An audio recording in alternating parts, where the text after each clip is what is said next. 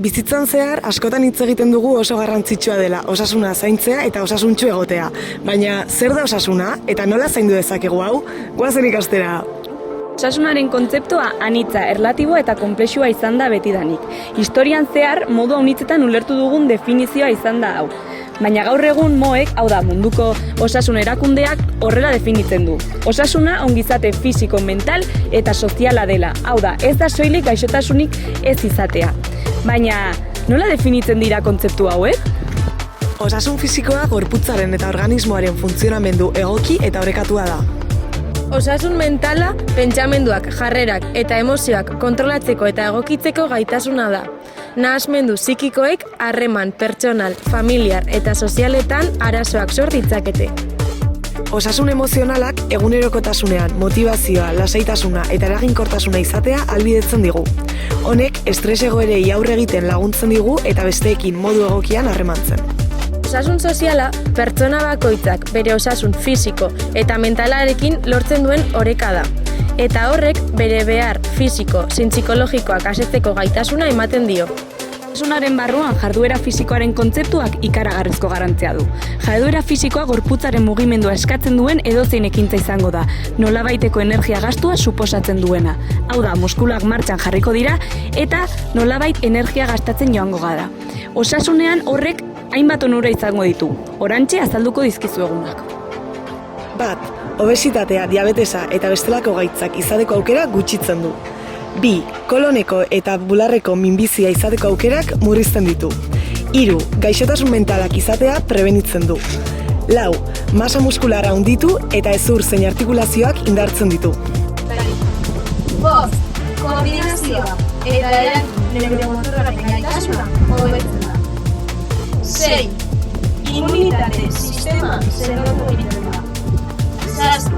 Antsietate eta depresioaren sintomak argiten ditu. 8.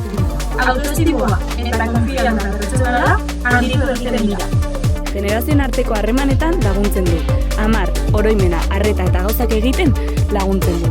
Eta bukatzeko, kontaktu soziala eta parte arte sozialean hobekuntza nabarmenak antzematen dira.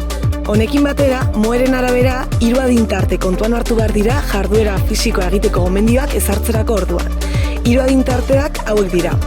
5 urtetik 17ra, 17tik 64ra eta 65 urtetik gorako adintartea. 5-17ko adintartean, gomendagarria da jarduera fisikoa jolasen, kirolen edo aisialdiko jardueren bidez egitea. Haur sedentarioen kasuan, jarduera pizkanaka handituz joan behar da. Egunean gutxienez 60 minutuko jarduera ertain edo bizia egitea eta astean 3 aldiz indar ariketak egitea komeni da. 8tik 64 urteko adintartean berriz, jarduera fisikoa lanetik kanpoko aisialdean edo garraio aktiboan egitea gomendatzen da. Astean 150 minutu inguru egitea gomendatzen da, baina noski intentsitate ertainan praktikatuz gero. 75 minutu izango dira egokiak intentsitate altua mantenduz gero. Indar ariketak ere gomendagarriak dira, baina bi egun egitearekin nahikoa izaten da. 65 urtetik gorako adintartean, jarduera fisikoa aisialdian edo eguneroko mugimenduan egitea gomendatzen da. Astean, 150 minutu intentsitate ertainean edo 75 minutu intentsitate bizian. Horrez gain, oreka eta indar ariketak noizbenka egitea ere gomendatzen da. Beti ere, bakoitzaren osasun fisikoa zein den kontuan hartuta eta bakoitzaren mugak ezagutuz. Eta jarduera fisikoak onura ugari izan, arrisku txiki batzuk ere baditu. Kolpeak, bihurguneak edo bestelako lesioak. Bestalde, badaude osasunarekin lotutako arazo larriagoak ere. Adibidez, gaixotasun kardiakoek eragindako arazoak. Bapateko heriotza, gaixotasun koronarioak edo kardiopatiak. Bestalde, deshidratazioa, hiperhidratazioa edo muturreko nekea. Jarduera fisikorik ez egiteak kalte ugari ekar ditzake gure bizitzan. Eta bizitza sedentario batera eraman. Baina, zer da sedentarismoa? Bereta Martinezen hitzetan, sedentariotzat jotzen dugu egunean 30 minutuz baino gutxiagoz, kirola edo jarduera fisiko bat egiten duen pertsona. Hainbat ikerketen arabera, jarduera fisikorik ez egiteak, gure osasunarentzako arrisku faktore handiak ekar ditzake. Askotan, tabakoa, hipertentsioa edo obesitatea baino garrantzitsuagoa. Herrialde garatuenetan, biztanleriaren 60%ak baino gehiagok ez du jarduera fisiko nahikorik egiten. Hau aldatzeko nahikoa da eguneroko ohitura txikiak aldatzea, adibidez garraiatzeko modu. Elikadura txarraren konsumoa oso kaltegarria izan daiteke osasunarentzat. Izan ere, Moeren arabera, elikadura eta jarduera fisikoa dira osasunean eragiten duten faktore nagusiak. Elikadura osasungarri hori lortu ahal izateko, elikadurak modu orekatuan kombinatu behar ditugu.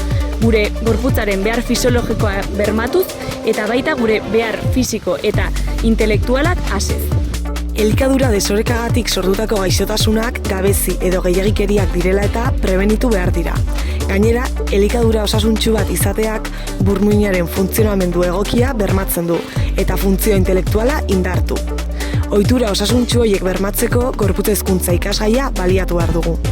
Egungo gizarte, sedentario eta hiperrelikatuan, obesitatea, kolesterol altua, diabetesa, hipertentsioa eta garuneko zein bihotzeko infartuak dira kezka nagusiak. Gainera, elikadura txarrak nerabeen garapen psikosozialean ere eragin negatiboa du. Isolamendua, emozioen egonkortasun falta, antsietatea eta jarduera fisikoarekiko interes falta eraginez. Bizitza sedentario bat eta elikadura txarra mantentzeak gure bizitzan eragin negatibo eta gaixotasun asko ekar ditzake. Adibidez, gaixotasun patologiko asko sortzen ditu. Horien artean, diabetesa, obesitatea, dementzia edota bularreko zein koloneko minbiziak. Argi utzi nahi genuen gure osasuna zaintzea beharrezkoa dela. Az gaitezen teoria praktikara eramaten. Zaindu dezagun gure osasuna!